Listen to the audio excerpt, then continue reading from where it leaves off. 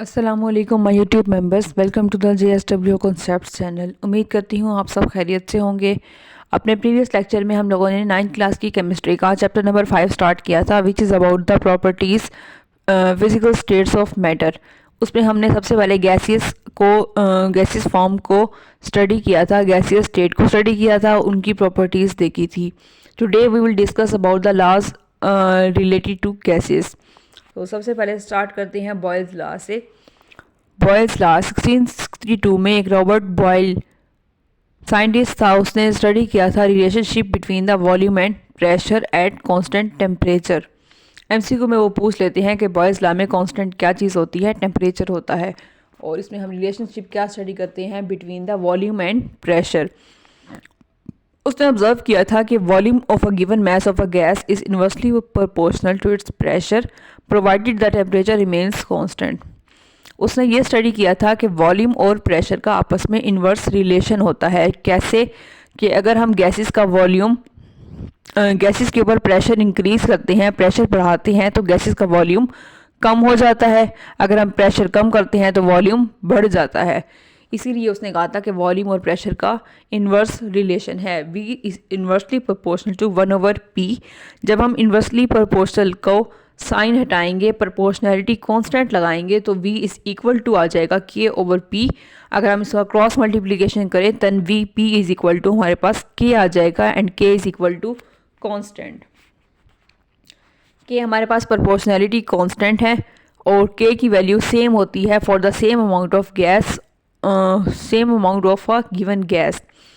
Boyle's law को हम state कर सकते हैं, सेकेंड डेफिनेशन भी है बॉयल्स लॉ की, कि product of pressure and volume of a fixed mass of a gas is constant at a constant temperature. अभी हमने ऊपर स्टडी किया है कि V और P का जो प्रोडक्ट है वो कांस्टेंट रहता है। P1 V1 is equal to K, P2 V2 is equal to K। P1 और V1 हमारे पास इनिशियल प्रेशर और इनिशियल वॉल्यूम है, P2 और V2 हमारे पास फाइनल प्रेशर और फाइनल वॉल्यूम है।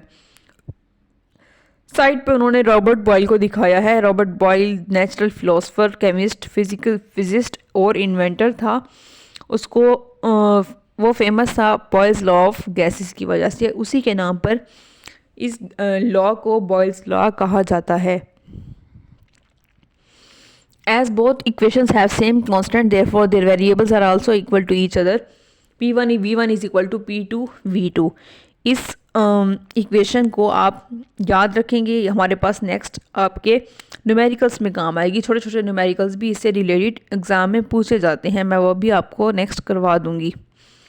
This equation establishes the relationship between the pressure and volume of a gas. Next हमारे पास है experimental verification of Boyle's law.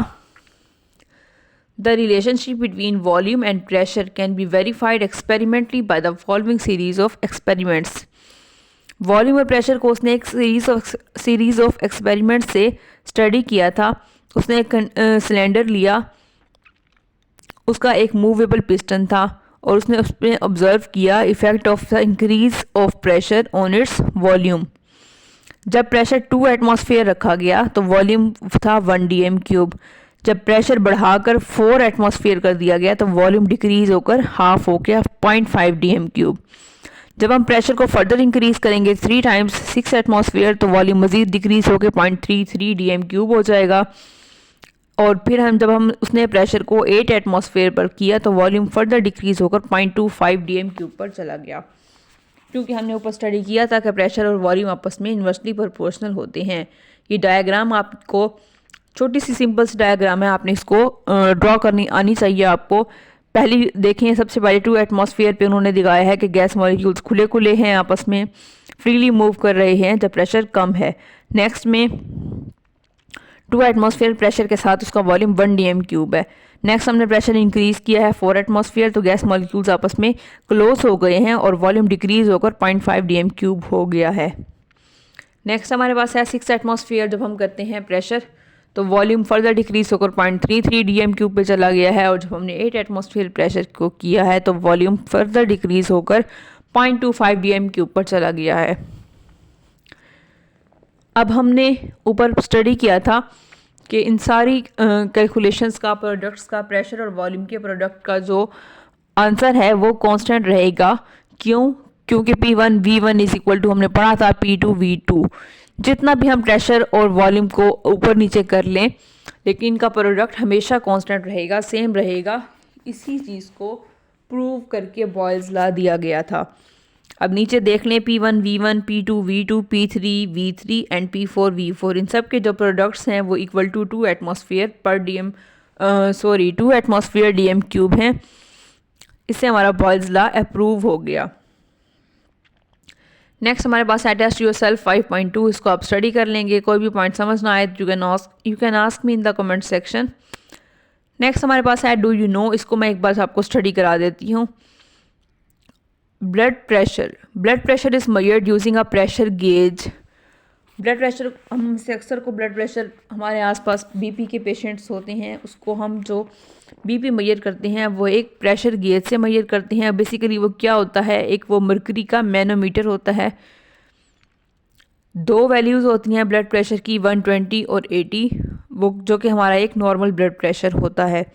First measurement जो होती है 120 वो शो करती है मैक्सिमम प्रेशर को, जिस पे हार्ट हमारा पंप कर रहा होता है। इसको हम बोलते हैं सिस्टोलिक प्रेशर।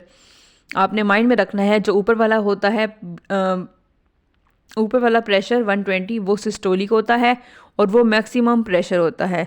जो नीचे वाला होता है वो उसको हम बोलते हैं डायस्टोलिक। वो प्रेशर कम होता है, 80 होता है, और वो कब होता है जब हमारा हार्ट रेस्टिंग पोजीशन में होता है। इन दोनों प्रेशर्स को हम मेजर करते हैं टॉर यूनिट्स में। अब नेक्स्ट एग्जाम में ये भी पूछ लेते हैं कि हाइपरटेंशन क्या होती है। Hypertension is because of high blood pressure due to tension and worries in daily life. Daily life में जो हमें टेंशनें होती हैं, वरीज होती हैं, उसकी वजह से हमारा ब्लड प्रेशर इंक्रीज़ हो जाता है, उसको बोलते हैं हाइपरटेंशन। और हाइपरटेंशन में जो ब्लड प्रेशर होता है वो ग्रेटर देन 140 और 90 होता है। 140/90 से ग्रेटर होता है। Hypertension raises the level of stress on the heart and on the blood vessels.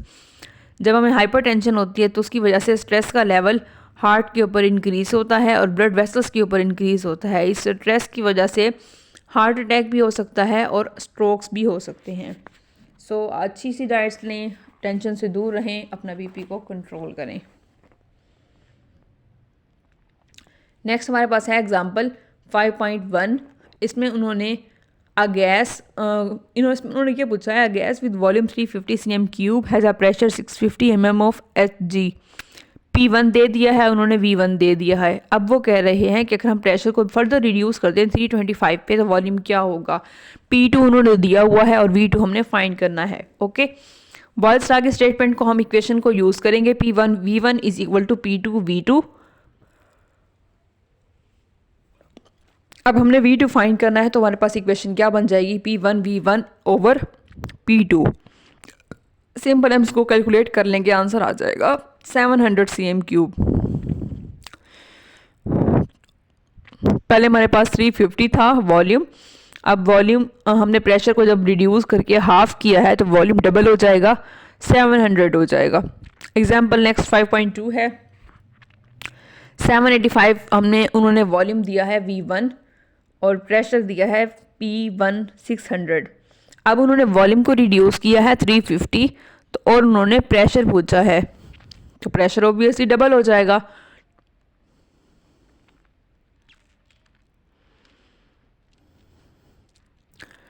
पहले प्रेशर हमारे पास था 600 mm ऑफ Hg।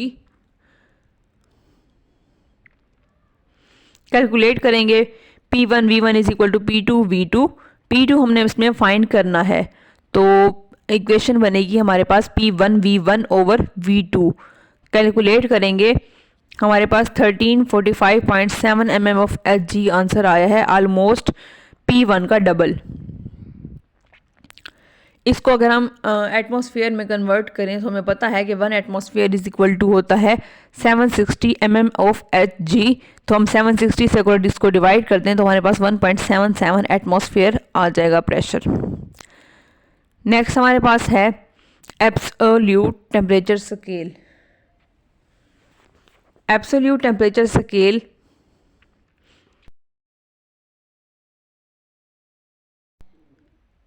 हम लोगों ने एब्सोल्यूट टेम्परेचर स्केल को स्टार्ट किया था। लॉर्ड केल्विन ने एब्सोल्यूट टेम्परेचर स्केल को इंट्रोड्यूस करवाया था। इस एब्सोल्यूट टेम्परेचर स्केल को हम केल्विन स्केल भी बोलते हैं। आपने एमसीक्यू में ये बात याद रखनी है, ये स्केल कहाँ से स्टार्ट होता है। इस स्केल के ऊपर टेम्परेचर 0 केल्विन से लेकर -273 0 केल्विन होता है या -273.15 डिग्री सेंटीग्रेड होता है। इस टेम्परेचर को हम एब्सोल्यूट ज़ीरो भी बोलते हैं।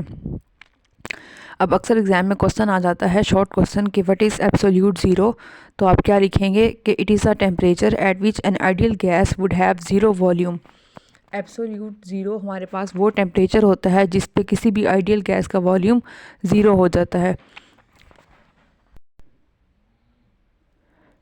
दोनों स्केल्स के ऊपर इक्वल डिग्री रेंज होती है हमारे पास, इसीलिए हम ये कह सकते हैं कि 0 केल्विन इक्वल होता है -273 डिग्री सेंटीग्रेड के, या 273 केल्विन हमारे पास इक्वल है 0 डिग्री सेंटीग्रेड के। नीचे उन्होंने हमारे पास conversion of kelvin temperature to celsius temperature हमें इक्वेशंस दी हुई हैं कि अगर हमें टेम्परेचर डिग्री सेंटीग्रेड में दिया हुआ हो और हमने उसको केल्विन में कन्वर्ट करना हो तो हम K is equal to C plus 273 इस फॉर्मूले से हम उस टेम्परेचर को कन्वर्ट कर सकते हैं। इसी तरह अगर हमें केल्विन में टेम्परेचर दिया हुआ हो तो हम उसको डिग्री सेंटीग्रेड में भी कन्वर्ट कर सकते हैं किस फार्मूले से, कि degree centigrade is equal to kelvin -273।